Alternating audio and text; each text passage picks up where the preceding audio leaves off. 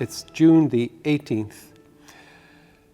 At the time of the Second World War, one of the key figures on the Allied side, fighting for the freedom of his own country and for the success against Hitler, was Charles de Gaulle. When the Nazis invaded his beloved country in the summer of 1940, he was part of the counter-resistance and led an armoured division to counterattack the invaders. Of course, that was defeated.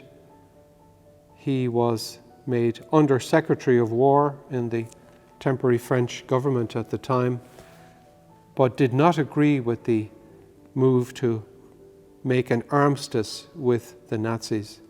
He could not be party to that, so he left and went to England, and from there he continued to encourage the French to resist the Nazi invasion.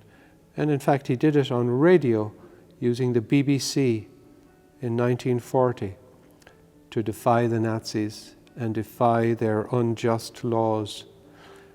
Martin Luther King was later to say, "Never forget that everything Hitler did in Germany was legal."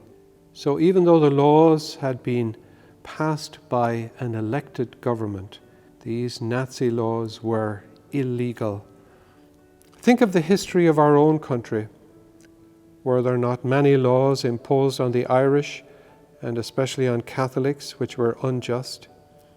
These penal laws, as they became called, did not allow Irish Catholics to vote or own land beyond a certain acreage. The practice of the faith was either curtailed or outlawed by the authorities. The Irish were not allowed to exercise their freedom and the right to govern their own land. So civil laws are not always just, and the Irish rightly rebelled against these laws. In our own country now, we have laws which are contrary to the law of God. Laws regarding the status of the child in the womb and the status of marriage. The God-given right to life from the first moment of conception to natural death. That's God's law. And no amount of rhetoric or argument or media pressure can deny the obvious fact that human life begins in the womb, from conception. And there is no law which can make it right to go against God Himself and to destroy that life. And may God help us all to see the wonder of life that He has given us and to thank Him for that gift each day.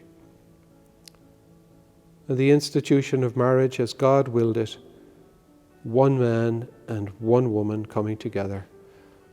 God made them male and female, we read in the Holy Book, so that a man will leave his father and mother and cling to his wife, and the two shall become one body.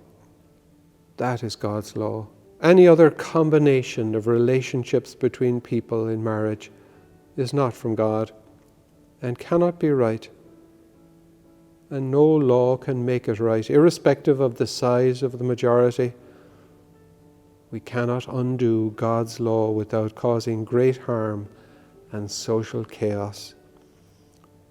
So may we respect God's law, for only that will bring us peace.